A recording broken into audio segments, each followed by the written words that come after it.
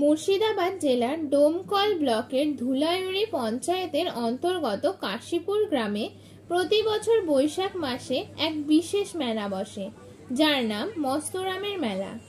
এই মেলাটি কেবল একটি উৎসব নয়, এটি একটি বিশ্বাস, একটি ঐতিহ্য এবং বহু মানুষের মানসিক আশ্রয়স্থল। ইতিহাস এবং লোককথা অনুযায়ী এই মেলা প্রায় 700 বছর ধরে চলে আসছে। আবার অনেকেই বলেন এটি 7 পিঢ়ি বা 7 প্রজন্ম ধরে চলে আসা একটি সংস্কার। মেলাটার জন্ম তো হয়েছে এইভাবে, বৈশাখ মাস থেকে শুরু হয়েছে। যেদিন থেকে শুরু হয়েছে সেদিন থেকে বৈশাখ মাসের প্রতি মঙ্গলবার এই মেলার জন্য। কোনো বছর 4টা হয়, কোনো বছর 5টা। আমরা বহুদিন আগে থেকেই শুনে আসছি এই মেলার কথা। আমার দাদুর বাবা, তার বাবারাও এই মেলাতে যাওয়া আসা করেছেন। এই গল্প আমরা তাদের মুখ থেকে শুনেছি। এই মেলার গুরুত্বটা অনেকটাই। এখানে ধর্মীয় কারণ কিংবা সামাজিক সব রকমই ঐতিহ্য বহন করে এই মেলা। এখানে সব ধর্মের মানুষ ধর্ম বর্ণ নির্বিশেষে সেখানে উপস্থিত হয়। লোকমুখে প্রচলিত একটি অলৌকিক ঘটনার মধ্যে দিয়েই এই মেলার সূত্রপাত ঘটে। বলা হয়, এক সময় মাঠের মধ্যে একটি বিশাল বটগাছের নিচে একজন সাধু থাকতেন, যিনি মস্তরাম বাবা নামে পরিচিত ছিলেন। একদিন এক মহিলা পথ দিয়ে যাওয়ার সময় কোনো অজ্ঞাত আততায়ীর হাতে আক্রান্ত হয়। তখন অসহায় সেই মহিলা, বাবা মস্তরাম আমাকে বাঁচাও বলে চিৎকার করলে সাধুটি অলৌকিক শক্তি দিয়ে তাকে রক্ষা করেন। সেই অলৌকিক ঘটনার পর থেকেই প্রতি বছর ওই স্থানে মেলার আয়োজন শুরু হয় মস্তরাম বাবার স্মরণে। এটি একটা মেয়ে এমডি ছিল, মেয়েটাকে সব ধর্ষণ করছিল। ওই মেয়েটা তখন বলেছিল বাবা মস্তরাম বাঁচাও, তাই বলি বলে এখানে কেটেছে। এখানে শীত উঠেছিল, কি ওই সে মেয়েটাকে বাঁচিয়েছিল। সেই থেকে ওই মেলাটা জোর।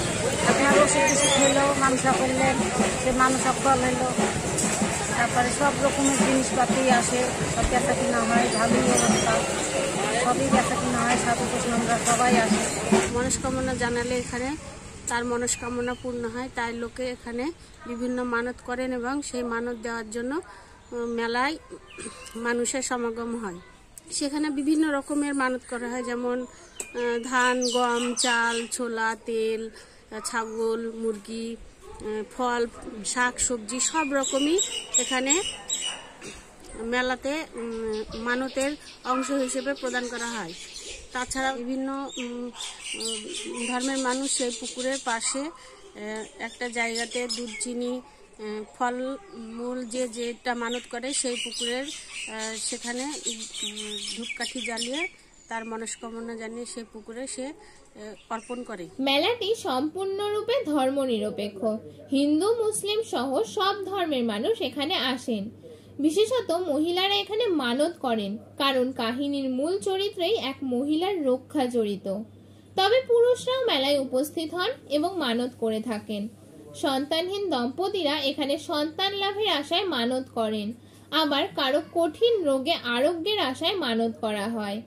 এমনও অনেকে আছেন যারা স্বপ্নে মস্তরাম বাবাকে দেখে এখানে আসেন এবং মানত পালন করেন। বিভিন্ন জায়গাকার মানুষ আসে, সেখানে তাদের সঙ্গে তাদের আলাপ আচারিতা হয়। তাছাড়াও এখানে এই মেলার মূল ঐতিহ্য, সবাই এখানে আসে এবং যার যেমন কাজ সে তেমন কাজ সেরে সে আবার আপন আপন জায়গায় নিজের জায়গায় সে ফিরে যায়। এখানে আগে আমরা দেখতাম বাংলাদেশের বহু ভক্তের সমাগম হতো।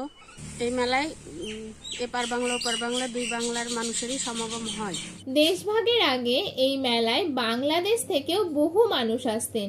দেশভাগের পর সীমান্ত বিভাজন হলেও বিশ্বাস ও ভালোবাসার বন্ধন আজও অটুট। এখনো প্রতি বছর বৈশাখ মাসের প্রথম মঙ্গলবার হাজার হাজার মানুষ ভিড় করেন মস্তরাম বাবার এই আশ্রয়তুল্য মাঠে। মাঠে একটি নির্দিষ্ট গর্ত রয়েছে, যেখানে মানুষ দুধ, কলা, ছোলা, মাটির পুতুল, ফলমূল, ধূপকাঠি প্রভৃতি নিবেদন করেন। কেউ কেউ রান্না করা খাবার যেমন মুরগি বা ছাগলও অর্পণ করেন। মানত পূর্ণ হলে পরবর্তী বছর তারা কৃতজ্ঞতা স্বরূপ সেই মানতের জিনিস আবার এনে দেন। এই মেলায় কেউ আধ্যাত্মিকতা নয়, এই মেলাতে আমাদের বাড়ি থেকে মানত করা হয়েছিল বলতে আমার ভাগ্নের ডিপথেরিয়া অসুখ হওয়ার কারণে সে ঠিকঠাকভাবে হাঁটাচলা করতে পারতো না। তাই আমরা এই মেলায় মানত করেছিলাম যে সে যদি ঠিকঠাকভাবে হাঁটাচলা করতে পারে তাহলে তাকে মস্তরামের মেলায় মাটির ঘোড়া দেওয়া হবে। মানত করার 1.5 বছরের মাথায় আমার ভাগ্নে সম্পূর্ণভাবে সুস্থ হয়ে যায়। তারপরে আমরা সেই মেলায় যেয়ে ভাগ্নেকে সঙ্গে করে গিয়ে ওখানে ঘোড়া এবং ফল টল যা দেওয়ার দিয়ে ওখানে মানত দিয়ে এসেছি। এই মেলায় কেবল আধ্যাত্মিকতা নয়, রয়েছে আনন্দ ও বিনোদনেরও স্থান। মেলার মাঠে থাকে বিভিন্ন মনোরঞ্জনমূলক স্টল, খেলনা, খাবারের দোকান এবং লোকশিল্পের প্রদর্শনী। এর ফলে এটি শুধু একটি ধর্মীয় মেলায় নয়, বরং সামাজিক মিলন মেলার রূপও পেয়েছে। আমাদের প্রজন্ম যেভাবে মেলাটাকে আমরা দেখি, ধর্মীয় কিংবা সামাজিক যাই হোক, আমাদের আগের প্রজন্মের কাছ থেকে আমরা যেভাবে শিখেছি, আমরাও আমাদের কাছ থেকে আমাদের পরের প্রজন্ম সে একইভাবেই এই মেলার গুরুত্ব রাখে। তারা এই মেলার ঐতিহ্যগত এবং সামাজিক সব রকম গুরুত্বই আগের প্রজন্মের কাছেও যেমন ছিল, এখনকার প্রজন্মের কাছেও সেই একইভাবেই গুরুত্ব রয়েছে। পরের প্রজন্মের কাছেও সেই গুরুত্বটা থাকবে সেটা আশা রাখি কিংবা সেটা বুঝতে পারি।